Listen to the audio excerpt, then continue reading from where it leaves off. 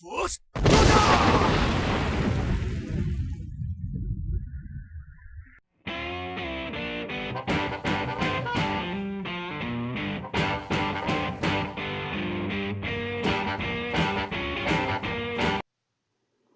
Welcome everybody, this is Wargamer Shawn and son, right?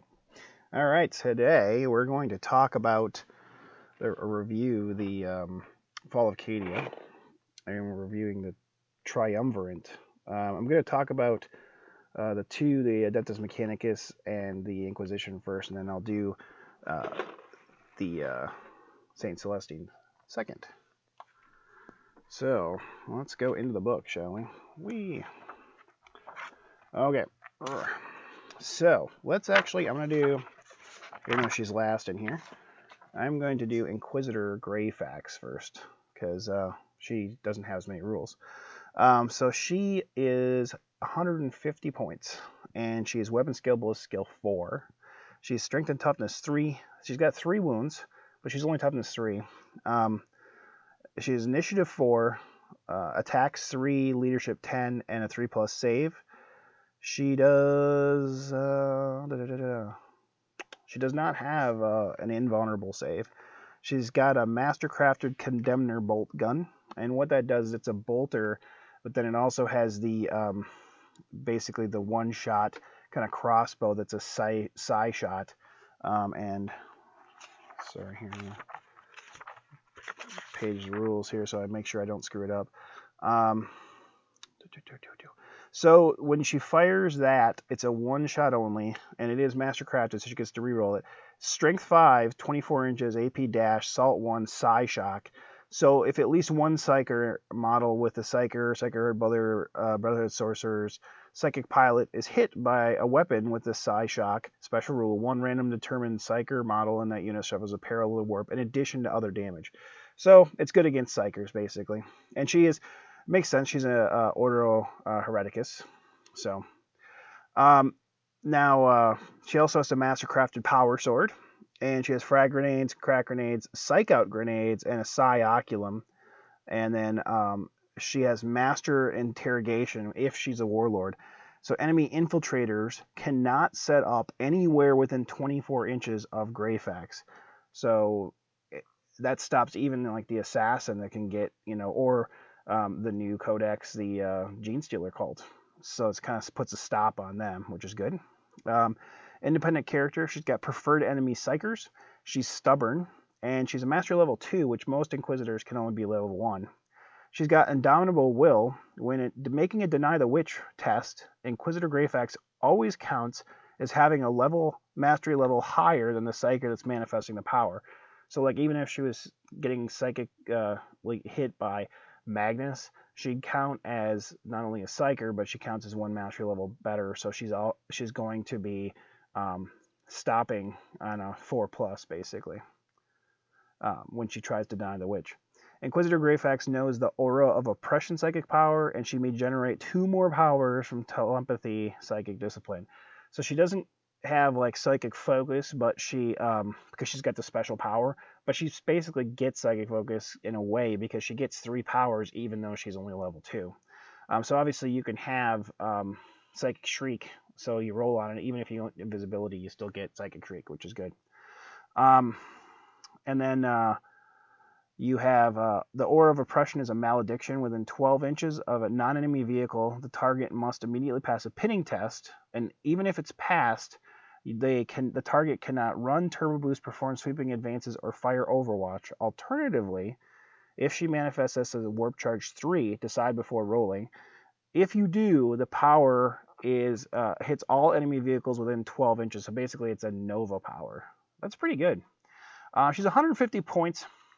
I think she's a good kind of stopper. She might be worth it as your Warlord, although you're going to have to protect her because she has that anti-infiltrate special rule. However, she's 150 points for non-Eternal Warrior and Toughness 3. It's going to be pretty easy to kill her. So, I don't know how often you'll see her. The next one is Belisarius Call. Now, sorry, to go back to Greyfax, I think if you're going to run, if people are going to run Purist lists, so, although I think as you know, 8th edition kind of Dawn of comes, it's going to be kind of just Imperium, and you'll see here, we'll go over it probably in another video, but there's a formation basically that lets you take anything from the Imperium and basically make a formation or a detachment out of it, which is ridiculous. So I think you see less and less Purist lists, but if you're seeing Purist lists, you might see Inquisitors in with, like, you know, the Sisters of Battle to kind of be Order Hereticus, and that might be a way to get Psychers in there. So you may see her used that way, but unless they're going to run the Triumvirate, I don't know if you're going to see her that much. The next one everybody's buzzing about is Belisarius Call. He's 200 points. He's an Archmagos Dominus. He's Weapon Skill 5, Ballistic Skill 5, Strength 5, Toughness 6. So basically, nothing's going to double him out because he can't be more than Toughness 10, or Strength 10, sorry.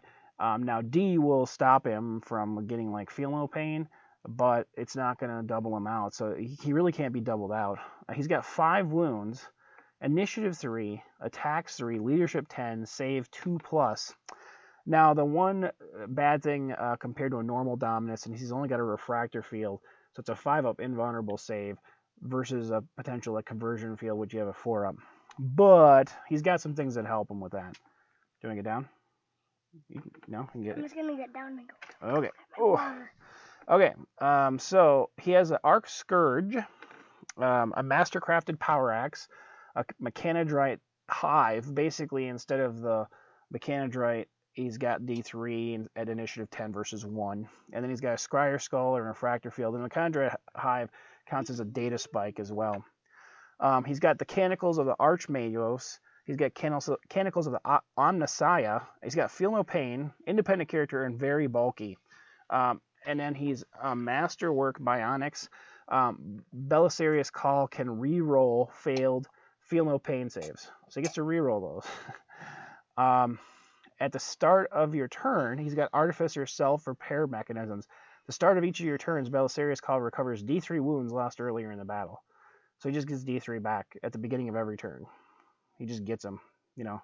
No, it will not die. The Arcana Mechanicum, he's got a Solar Atomizer, and that's a 12-inch range, Strength 10, AP 1, Assault D3, Mastercrafted Melta.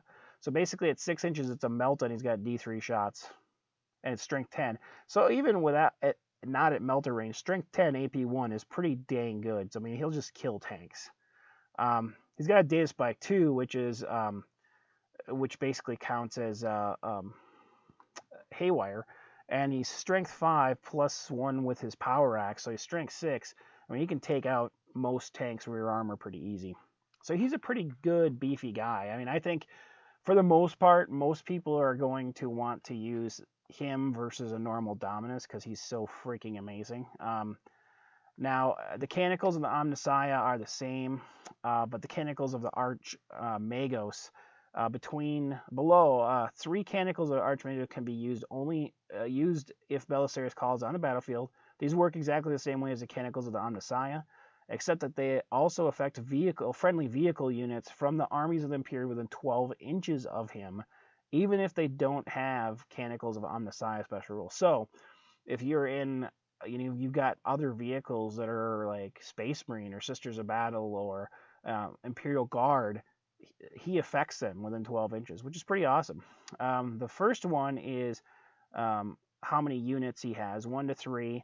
Harmony of Metallurgy is it will not die. 4 to 7 units, it will not die. Make 2 it will not die rolls for affected units instead of only 1. And then 8+ units, it will not die. Make 3 it will not die rolls for each affected unit instead of only 1.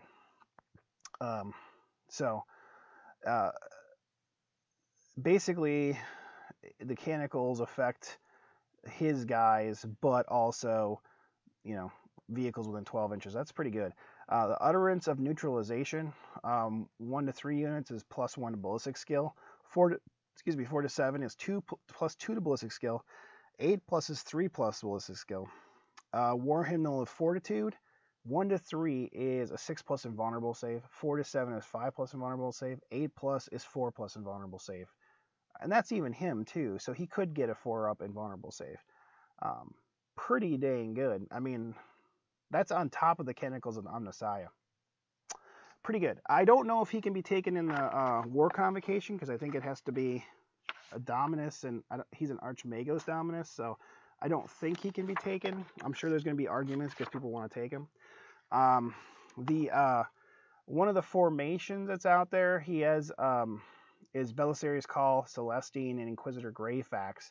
And friendly units from the armies of the Imperium that are within 12 inches of 2 or more of the Triumvirate have Stubborn and automatically pass pinning tests. Friendly units of the armies of the Imperium within 12 inches of 3 miles of the Triumvirate of the Imperium have Fearless special rule. Note that the Gemini Superia that accompany Saint Celestine do not count for the purposes of this rule. If you choose a model from this Triumvirate as a Warlord, all models in this formation have the Warlord trait. Can use their Warlord. Oh, sorry. I read that wrong. All models from this formation can use their Warlord traits. So you basically get all 3 Warlord traits. Pretty nice. I'm trying to see. Oh, so sorry, and I apologize. Belisarius Call, the Warlord trait, his Master Bionics, reroll Feel No Pain rolls. He has to be Warlord for that, but obviously I think you're probably going to make him that. All right, we'll stop the video here, and we'll come back and do Saint Celestine, and then, then we'll do the rest of the formations and attachments in this book. Hopefully you're enjoying this, and stay tuned, and keep on wargaming, guys.